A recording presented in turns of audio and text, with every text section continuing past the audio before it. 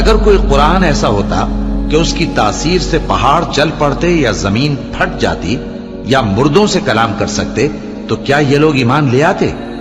بات یہ ہے کہ سب باتیں اللہ کے اختیار میں ہیں، تو کیا مومنوں کو اس سے اطمینان نہیں ہوا کہ اگر اللہ چاہتا تو سب لوگوں کو ہدایت کے رستے پر چلا دیتا؟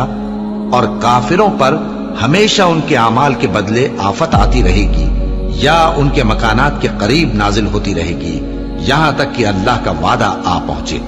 بے شک اللہ وعدہ خلاف نہیں کرتا۔